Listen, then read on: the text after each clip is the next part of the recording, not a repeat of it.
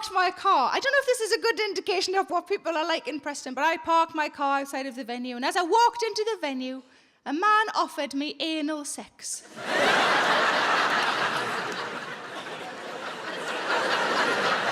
So I was late.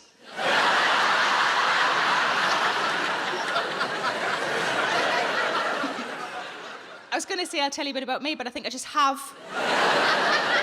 It's lovely to be here, though. It's a nice temperature in here, isn't it? We'll get warmer as we go on, obviously, the lights and whatnot. I respond in quite a peculiar way to the heat, I think, mostly sort of here.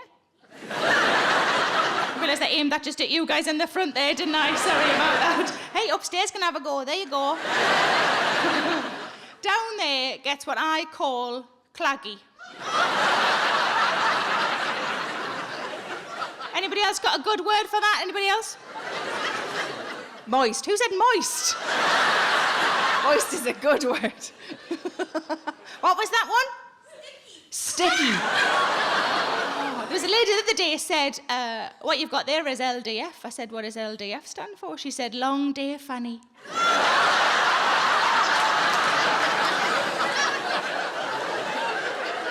When I said claggy in Preston, a man said, oh no, we call that ready.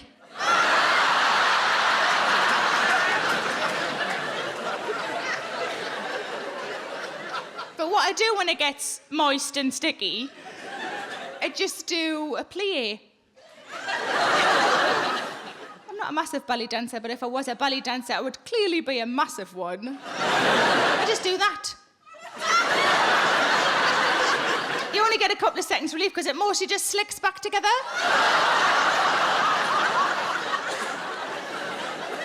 I did a show in Edinburgh and a lady at the back of the room shouted out, you need to use some talc.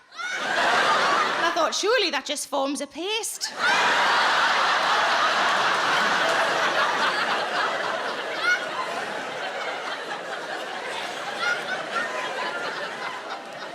And I've got a bit of pop trivia for you. You might not know this. You know Rihanna? You know Rihanna? Yeah. She has insured her legs for $1 million. And I don't really know why, because I'm pretty sure she's a singer. Yes? Yes, thank you. And I'm almost certain you can do that sitting down.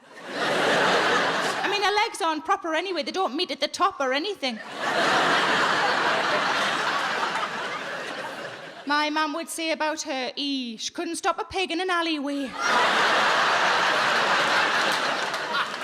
Just for the record, I could totally stop a pig in an alleyway. Stop it, stun it, put it in me fucking freezer.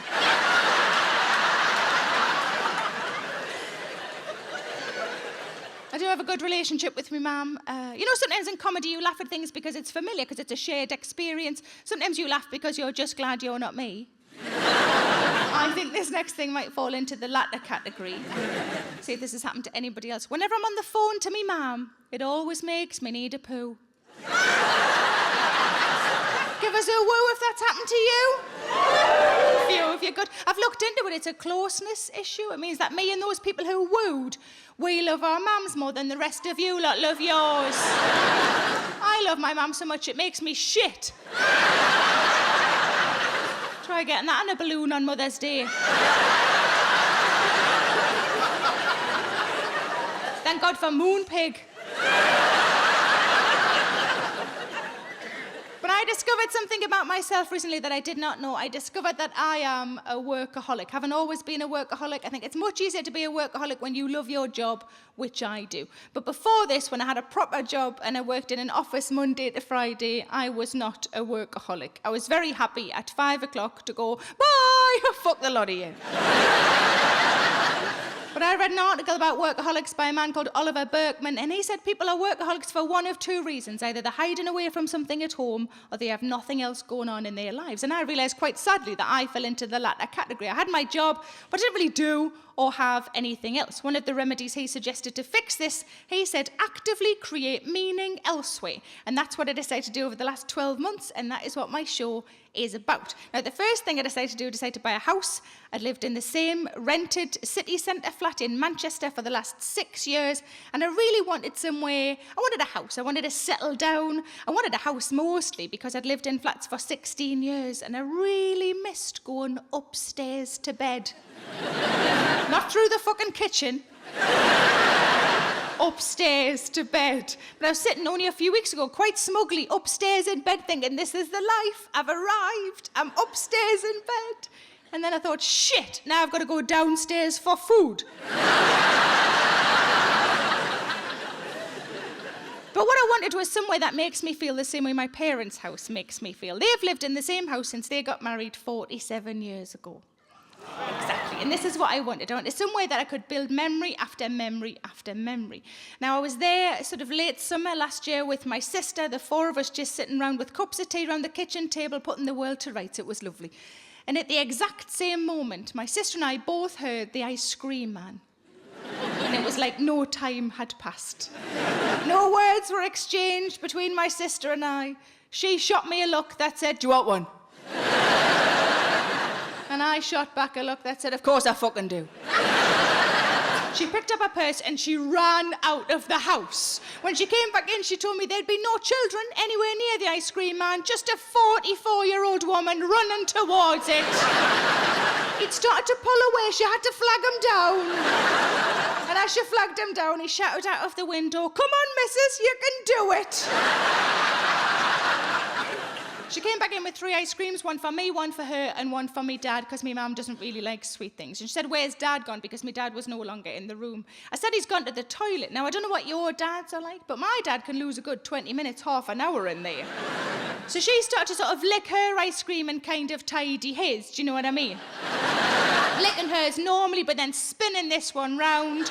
She was like a fucking machine, licking and tidying, licking and tidying, licking and tidying. This one started to get quite small, and I said, oh, that's not fair on Dad. And she said, well, what do you want me to do about it? I said, I think you should take it to him while he's on the toilet. And she said, well, if I'm going, you're coming with us.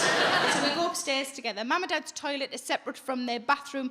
And I said to my sister, before you go any further, you must promise me one thing. She said, what's that? I said, you must promise me that when you open that door, you keep your eyes tight shut, because you will never be able to unsee what you are about to say. She promised. She knocked on the door. My dad said, come in, like it was an office. And with her eyes tight shut, she opened the door and handed in an ice cream. And my dad said, I cannot take that. And we thought, quite rightly, because eating ice cream while you're doing this shit is disgusting, isn't it? But my dad said, I'm reading the paper, my hands are full.